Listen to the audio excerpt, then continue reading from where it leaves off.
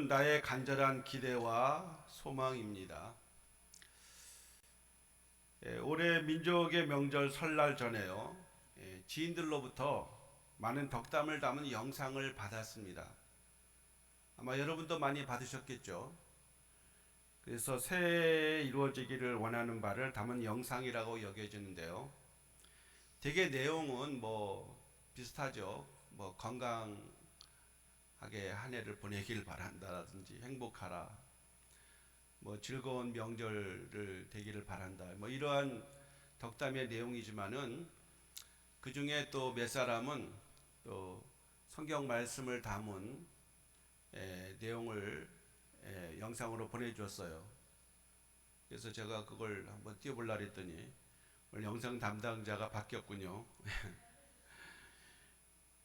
그 중에요, 새해는 오직 하나님의 은혜와 평강이 넘치기를 소망합니다. 성경적이죠. 은혜와 평강이 넘치기를 소망하는 영상이 있었고요.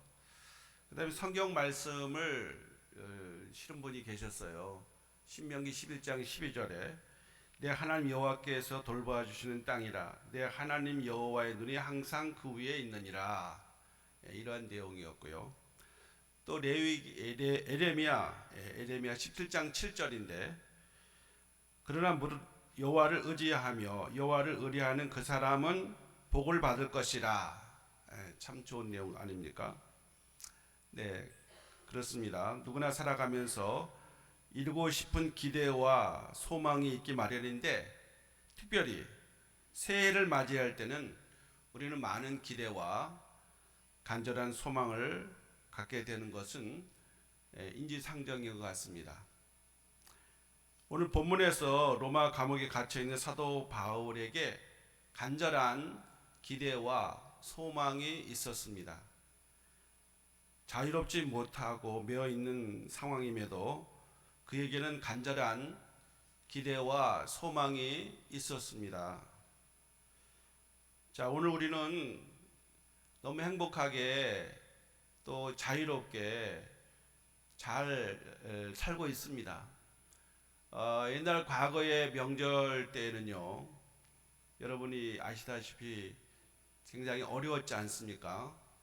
그래서 명절에 많이 육류를 먹다가 속이 탈나가지고 이런 적이 많은 것 같았는데 지금이야 그저 명절이 와도 또 평상시처럼 그렇게 생활하는 이런 면을 우리가 보면서 우리나라가 이제는 다 그래도 즐겁게 행복하게 그래도 잘 살고 있구나, 이런 생각을 갖게 되는데요.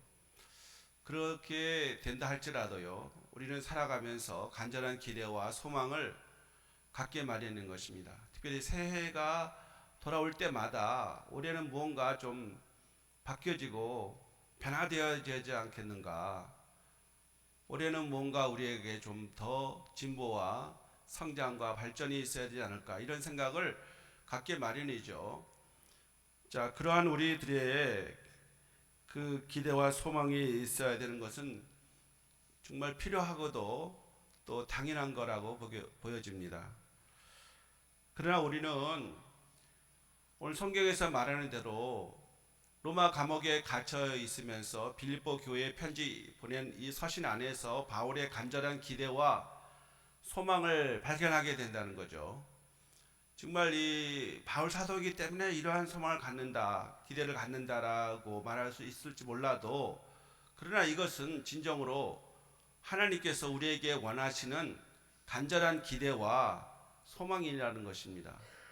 그렇기 때문에 오늘 우리 다시 한번 이 새해를 다시 한번 맞이하는 구정을 맞이해서, 설날을 맞이해서 여러분의 기대와 소망이 사도 바울과 같아지기를 원하는 마음으로 오늘 이 말씀을 다시 한번 묵상하고자 원합니다.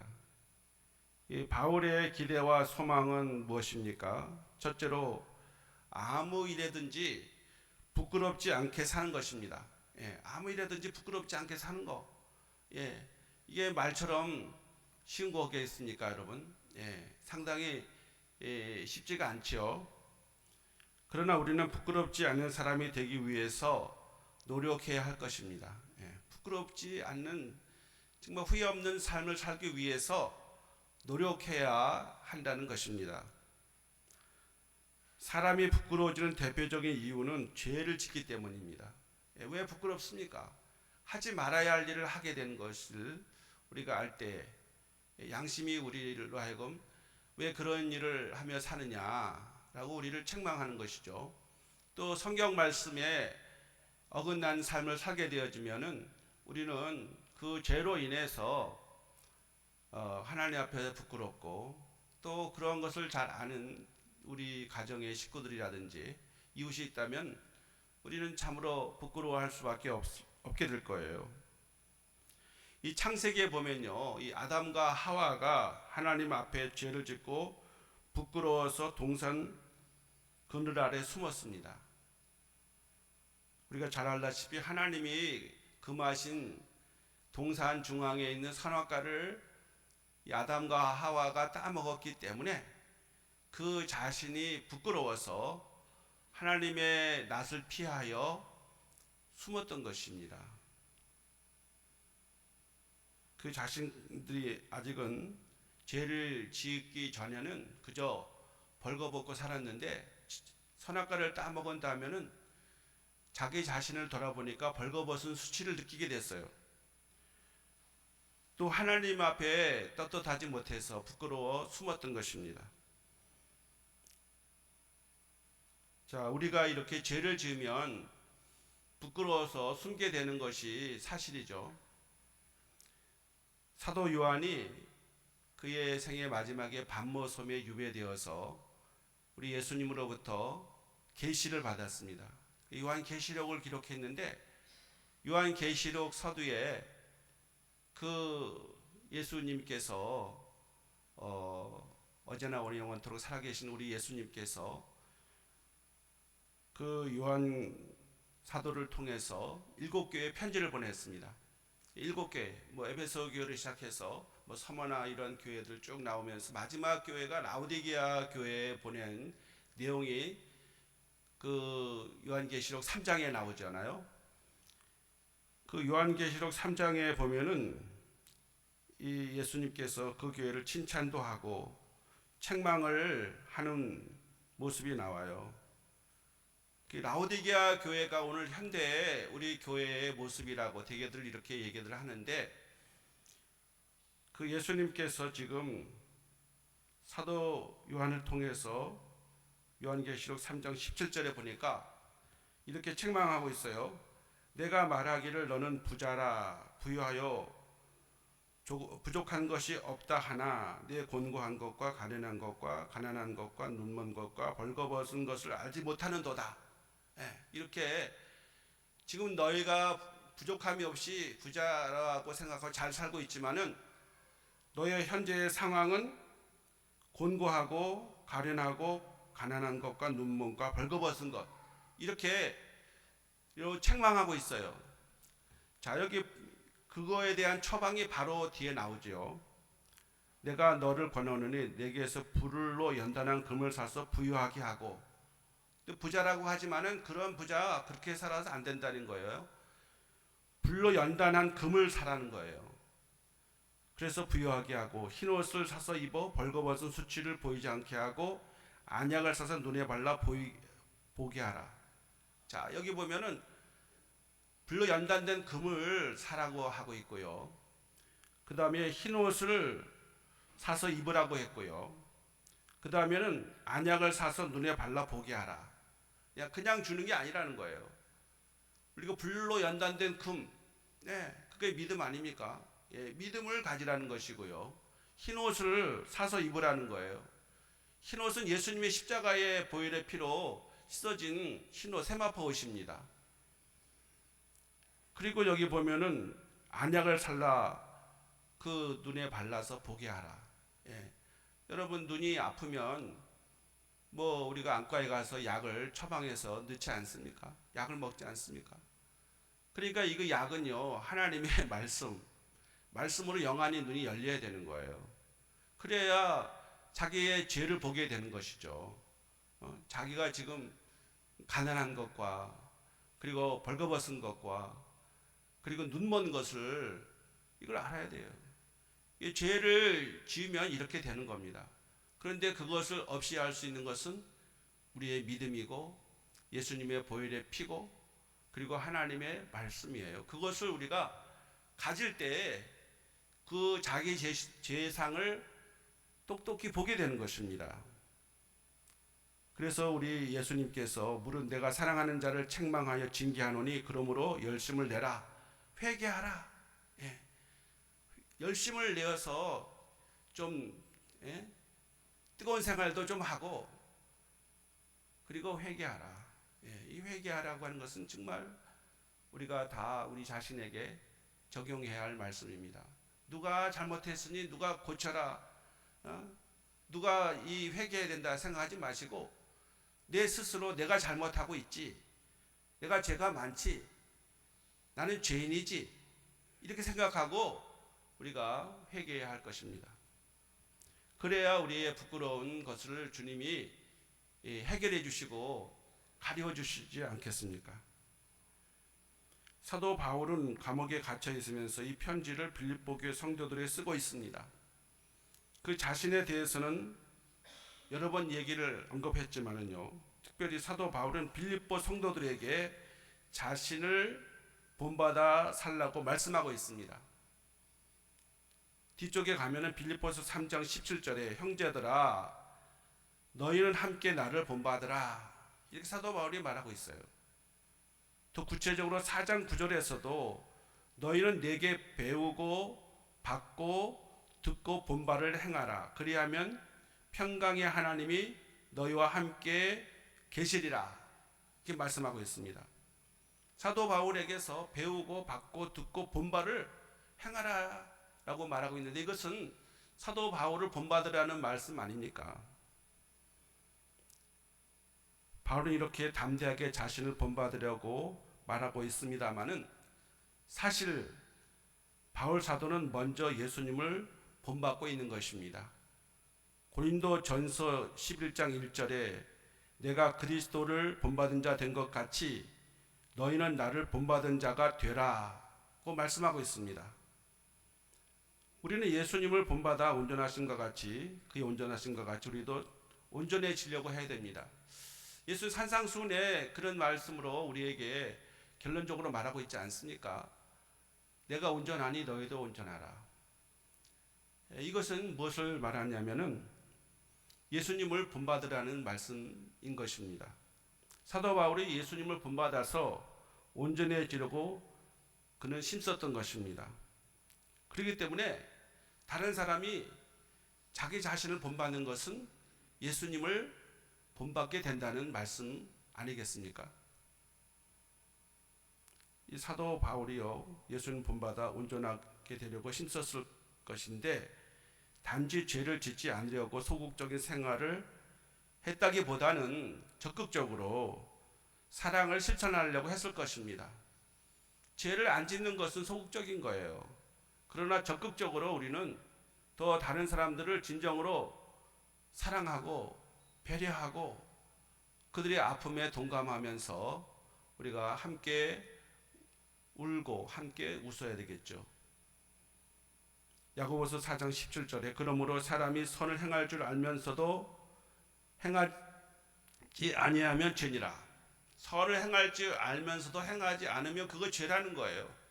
그 죄가 뭐냐면 아무것도 하지 않고 가만히 있으면 죄 안 짓는 게 아니라는 겁니다, 여러분. 우리 성도들은 우리가 더 적극적인 삶을 살아야 돼요. 우리의 마음속에 불같이 일어나는 선한 일이 있다고 할 때에 그것을 우리는 핑계를 대면서 그거를 다른 사람이 하겠지. 또 내가 하면 다른 사람이 하겠지. 누군가 하겠죠. 그리고 좀 더 우리는 사랑을 실천하는 선한 일을 위해서 우리의 말하는 것이나 행동하는 것이나 또 우리의 마음속에 그렇게 그러한 선한 마음들을 품고 사는 것이야말로 우리의 그 삶을 하나님이 기뻐하시는 온전한 삶이 되어진다는 것입니다. 사랑하는 성도 여러분, 금년 한 해 우리가 어떻게 살아야 하겠습니까? 그것은 우리 하나님께서 우리에게 원하시는 것은 온전한 삶을 살기를 원하시는데 죄를 안 지으려고 하는 것도 중요하지만 오히려 더 우리가 사랑을 더 실천하고 선을 위해서 행하며 사는 이러한 믿음이 있는 정말 주님의 그 온전하심을 본받아서 우리도 온전케 되어지는 은혜가 우리의 삶 속에 있기를 간절히 소망합니다. 이 바울 사도는 여기 20절 하반절에서 그리스도의 존귀를 위해서 사는 것이라고 그랬어요. 자기의 간절한 기대와 소망이 뭐냐? 나는 그리스도를 존귀하게 하기 위해서 살겠다는 것입니다. 오직 전과 같이 이제도 온전히 담대하여 살든 죽든지 내 몸에서 그리스도가 존귀되게 하려 하나니 라고 말하고 있습니다. 자, 이 말씀은요, 예수 그리스도 영광을 위해서 사는 것을 말하는 것입니다. 예수 그리스도의 부르심을 받은 이후에 그는 간절한 기대가 있었고 소망이 있었습니다. 그것은 사나 죽으나 자신이 무엇을 하든지 간에 자신을 통해서 예수 그리스도께서 존귀 여기심을 받기를 원하는 그러한 삶을 사는 것이었어요. 자기 자신을 통해서 예수 그리스도가 존귀되도록 하는 삶이 사나 죽으나 자기의 삶의 목적이었습니다. 자, 이 말씀은 사나 죽으나 우리는 하나님의 영광, 예수님의 영광을 위해서 살아가야 한다는 것이죠. 바울은 살아도 죽어도 오직 한 가지 목적인 예수님만의 영광을 받으시면 좋겠다고 간절히 원하고 있습니다.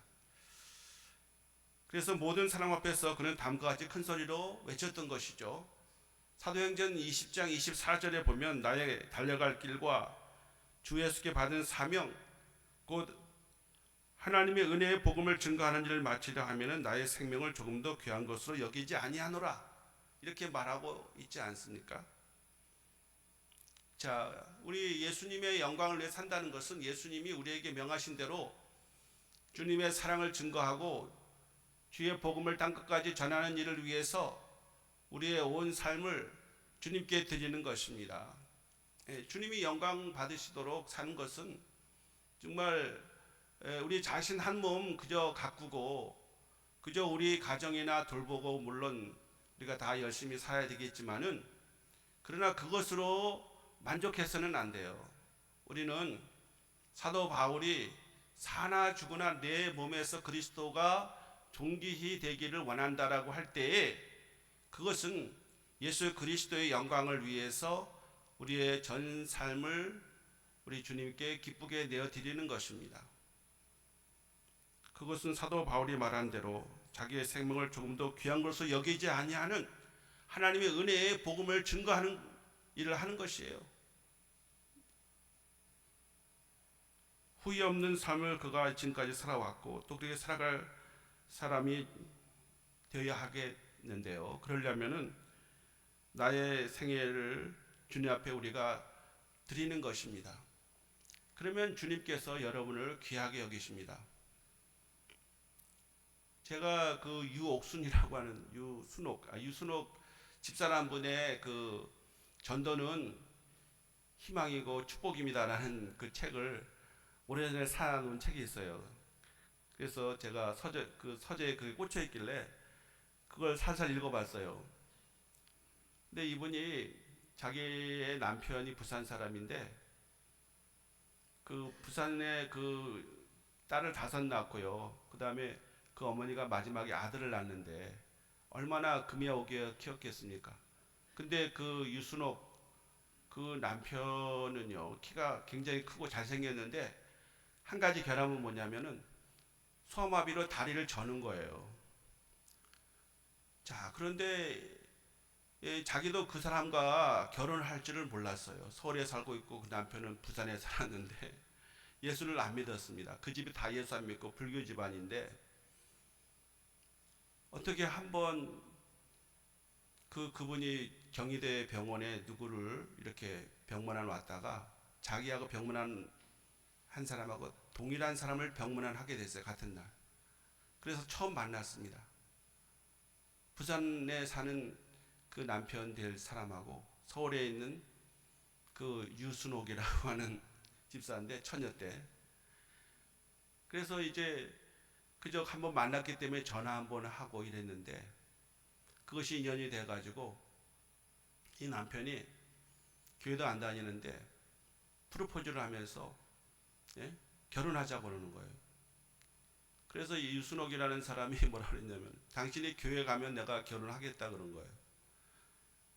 근데 이분이 그 다음 주부터 부산 초량교회를 간 겁니다. 그 집은 다 예수 안 믿는 집이에요. 그런데 고민을 했습니다. 이 남자와 결혼을 해야 되는가? 그런데 자기는 결혼을 할 수 있다고 그러지만 집안에서 다 반대하는 거예요. 어머니도 반대하고 아버지도 반대하고 가족의 한 사람도. 그러지만 하나님께서 그분에게 요한복음 12장 24절의 말씀, 네가 하나님의 미래 되어서 그 가정에 가야 되지 않겠냐. 하나님이 그렇게 늘 자기에게 말씀하는 거예요. 하나님이 땅에 떨어져 썩고 죽어야 많은 열매를 맺지. 그래서 천신만고 끝에 부모님을 설득시켜가지고 결혼을 했습니다. 정말 결혼해가지고 그 가정의 식구에 가서 아버지, 어머니 예수 믿게 하고 그 신우들 다 예수 믿게 만들고 그리고 그 초량교회에 다니면서 이제 은혜를 받고 다시 대양교회라는 교회에 가서 작은 교회에 가서 그 교회에 가서 전도왕이 되었어요. 그 아들을 그 남편과 같이 한 번은 주일학교에서 102명을 전도했습니다. 전도날. 그리고 자기의 아들과 딸을 낳는데 아들 둘을 낳는데 그 아들들도 학교 다니면서 전도왕이야. 자, 그럼 여러분 생각해 보세요. 다 반대하는 결혼 해서는 정말 불행하다고 생각했지만은 하나님의 말씀이 이분에게 있었기 때문에 유순옥이라는 분이 그 말씀에 순종을 했습니다.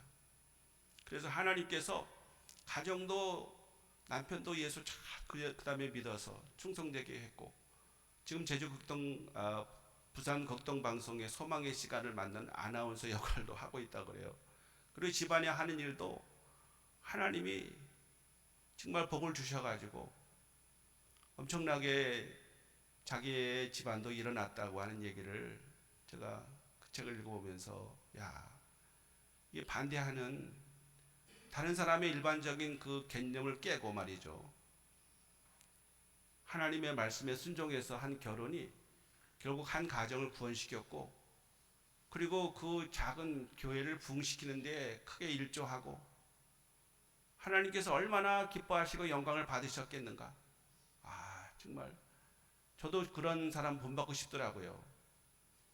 여러분 우리가 목회자들은 더 충성하고 헌신해야 되지만은 여러분 한 분 한 분이 올해도 오늘 내가 무엇을 올해 살아가야 되겠는가라고 할 때에 사도 바울과 같이 나의 생명을 좀 더 귀한 것을 여기지 아니하고 은혜의 복음을 증거한 일을 마치려 하면은 나의 모든 것을 주님께 드리겠다는 이러한 각오를 여러분과 제가 올해 초에 이 새벽에 우리 구정 설날에 다시 한번 새롭게 다짐을 하고 말이죠.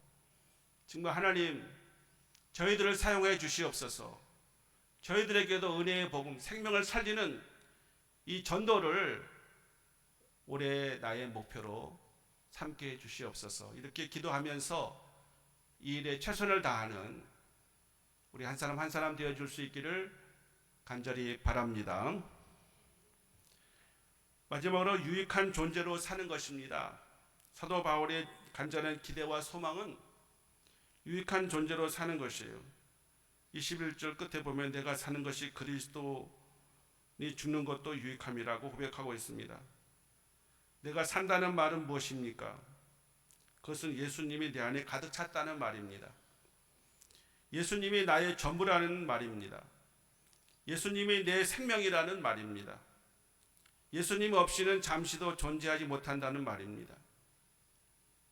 우리는 예수님 때문에 숨을 쉬고, 예수님 때문에 길을 걷고, 우리는 예수님 때문에 사업을 하고, 예수님 때문에 운전을 하고, 우리의 모든 일생을 예수님 때문에 살아가는 것을 말하는 것이에요. 그래서 사도 바울은 예수님을 그토록 사랑했기 때문에 로마서 17장 7절로 8절에 고백하고 있습니다. 우리 중에 누구든지 자기를 위해 사는 자가 없고 자기를 위하여 죽는 자도 없도다. 우리가 살아도 주를 위하여 살고 죽어도 주를 위하여 죽나니 그러므로 사나 죽으나 우리가 주의 것이로다 라고 고백하고 있는 것입니다. 사도 바울은 주님을 그토록 사랑했기에 그의 삶의 목표가 뚜렷했습니다. 예수님을 위해서 사는 것입니다. 사는 것만이 아니라 죽는 것도 예수님을 위하여 죽는 것입니다. 바울은 사나 죽으나 자신은 주님의 것이기에 오직 주님만이 영광을 받으시기를 간절히 원했습니다. 그래서 죽더라도 그것이 유익이라고 말하고 있는 것입니다. 죽는 것이 유익함이라고 말하고 있어요. 무슨 뜻을 담고 있습니까? 왜 죽는 것이 유익이라고 말했을까요? 여기에서 유익이라는 말은 카르포스입니다. 카르포스. 이것은 이익, 소득 등을 뜻하는 말입니다. 죽는 것이 이익이 되고 소득이 된다는 말입니다.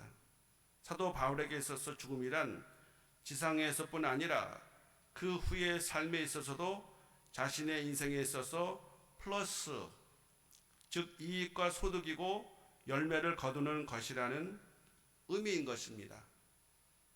어떻게 죽음이 더 이익이 될 수가 있겠습니까? 제가 저에게 죄송합니다만은 잠깐 하면은 제가 36살 되었을 때 사실 죽음이 두려웠어요. 뭐 극심한 좀 정신적인 이러한 스트레스를 받아서 그런지 잠도 못 자고 또 소화도 안 되고 체중이 빠지고 한 15kg 빠지는데 제가 성경을 읽다가 이 죽음에서 해방되어진 것은요, 죽음의 두려움에서 지금 사도 바울이 말하는 것처럼 죽는 것도 유익함이라고 하신 이 말씀이 저를 죽음의 공포에서 두려움에서 해방시켜 주었어요. 아, 죽는 것이 유익함이라. 아, 그러면 죽어야지. 그러니까 죽으려고 하니까 죽음이 두렵지가 않더라고요. 살려고 하니까 죽음이 두려웠습니다. 사실은. 그래서 제가 사실 제주도에 오게 된 것은 몸이 너무 안 좋아가지고 옛날에 사진 보면은 아주 뼈쪽 마르고 말이죠. 아주 볼품없는 그런 모습으로 제가 옛날에 어렸을 여기 제주 처음 왔을 때 91년 제가 8월에 왔는데 너무나 그때 채취했어요. 왜냐하면 죽음이 두려웠으니까요. 죽음이 안 두렵다는 것은요, 죽음이 현실이 아니기 때문에 여러분이 죽음이 안 두려운 거예요. 그러나 사실 죽음이 두려울 수밖에 없는 것은 사실인 거죠. 그러나 사도 바울이 죽음이 너에게 유익함이라고 말하고 있어요. 죽은 후에 우리에게 상급이 있기 때문입니다.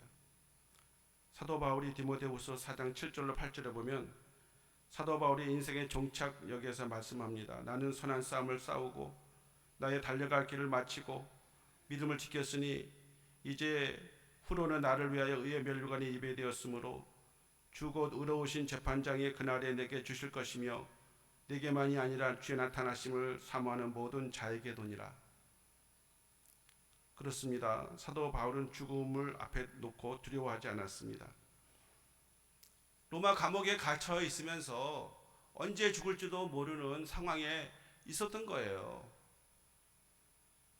그러나 오히려 그는 그 죽음을 오히려 가슴 벅차게 느꼈습니다. 그것은 상을 받을 것이기 때문이었습니다. 우리는 주님 앞에 설 때 사도 바울과 같이 주 나타나심을 사모하는 모든 자에게도니라, 너에게도 의의 면류관이 예비되어 있다고 생각하면은 그것은 상급이 아니겠습니까? 그러므로 죽음은 결코 두려워할 일이 아닙니다. 죽음이 유익인 것은 천국에 들어가는 인문이기 때문입니다. 죽음은 영원한 황금 보석으로 꾸민 찬란한 영생이 우리의 것이 되기 때문에 죽으면 유익한 것이죠. 죽지 않고 어떻게 천국에 갈 수 있겠습니까, 여러분? 죽어야 하나님의 우리를 위해 예비하신 그 찬란한 황금의 길이 깔려 있고, 그리고 12보석으로 꾸며진 천국의 문이 있고, 생명강이 흐르는 그 강에서 영원한 생명을 주는 그 과수와 그 아름다운 꽃이 펼쳐진 그 장관인 그 나라를 우리가 물려받는 거 아니겠습니까? 하나님께서는 고난도 눈물도 질병도 환난도 없는 영원한 천국을 우리에게 준비해 놓으셨습니다. 요한복음 14장 1절로 3절에서 주님이 우리에게 약속하시고 말씀하셨습니다. 너희는 마음에 근심하지 말라. 하나님이든 또 나를 믿으라. 내 아버지 집에 거할 것이 많도다. 그러지 않으면 너희에게 일렀으리라. 내가 너희를 위해 거처를 예비하러 가노니 가서 너희를 위하여 거처를 예비하면 내가 다시 와서 너희를 내게 영접하여 나 있는 곳에 너희도 있게 하리라. 주님께서 우리에게 나 있는 곳에 너도 있게 하리라고 말씀하고 있기 때문에 우리는 회피하고 싶은 죽음도 우리에게는 유익한 것입니다. 할렐루야. 자, 그렇기 때문에 우리 성도들은 이 죽음을 두려워하지 말고 오히려 담대하게 살아야 할 것입니다. 사도 바울이 24절에서 내가 육신으로 사는 것이 너희를 위하여 더 유익하리라고 말씀합니다. 아직 빌립보 교회 성도들은 신앙이 어린 새싹같이 성장기에 있기 때문에 그들을 위해서라면 이 세상에 더 머물러 있는 것도 유익하다라고 말씀하는 것입니다. 사도 바울이 지금 이 죽음과 삶 사이에 끼어 있습니다. 그렇기 때문에 사도 바울이 지금 자기 자신으로서는 하나님께 가기를 원하지만은 우리 성도들을 위해서는 이 땅에 있는 것이 더 유익하리라고 그렇게 분명히 해석하고 있는 거예요. 우리 성도들도 정말 이 사도 바울과 같이 사나 죽으나 내 몸에서 그리스도를 존귀하게 하고 내가 살아있지만은 우리 주님의 복음을 위해서 살아야 하고 우리가 이 세상을 떠나간다 할지라도 담대하게 주님의 사랑하는 그 품에 안겨서 주님이 우리에게 주실 그 의의 상급을 우리가 받게 될 것이기 때문에 우리는 올해도 우리가 어떤 일을 만나든지 하늘의 소망을 가지고 강하고 담대하게 살아야 할 것입니다. 사도 바울은 이러한 고백으로 살아갔기에 죽음에 대한 두려움이 전혀 없었던 것입니다. 우리가 알고 있는 대로 사도 바울은 살아서 자신에게 주어진 사역을 충실히 감당하며 열심히 살았습니다. 이제도 하나님께 살려주시면 기회를 주신다면 교회와 성도를 위해서 주님의 일을 하면서 살겠다고 말하고 있는 것입니다.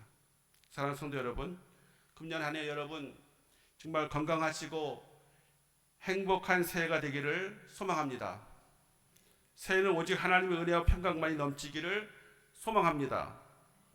그리고 사도 바울과 같이 영적으로는 아무 일에든 부끄러워하지 않기를 원하며 오직 주님의 영광을 바라보며 살아가시고 유익한 존재로 살아갈 수 있기를 주님의 이름으로 축복합니다. 기도합니다. 하나님 아버지 감사합니다. 사도 바울의 간절한 기대와 소망이 나의 간절한 기대와 소망이 되게 하여 주시옵소서. 올해 한 해 하나님 우리 예수님이 내 안에서 그리스도가 존귀하게 되기를 원합니다. 뿐만 아니라 우리가 복음을 위해서 우리 자신을 우리의 모든 것을 주님 앞에 드릴 수 있는 이러한 한 해가 되게 해 주시옵소서. 그래서 하나님 우리에게 모든 상급을 허락해 주시고 모든 삶의 기회를 주시옵소서. 주님의 나라와 의를 위해 살아갈 때에 우리 사랑하는 성도들의 그 삶에 임마누엘로 함께 하시고, 그래서 조금 더 부족함이 없는 삶을 살게 하시며 주의 빛된 삶을 삶으로 주의 영광스러운 주의 거룩한 복음을 전하며 살아갈 수 있도록 힘주시고 은혜 내려 주시옵소서. 예수 그리스도의 이름으로 기도하옵나이다. 아멘.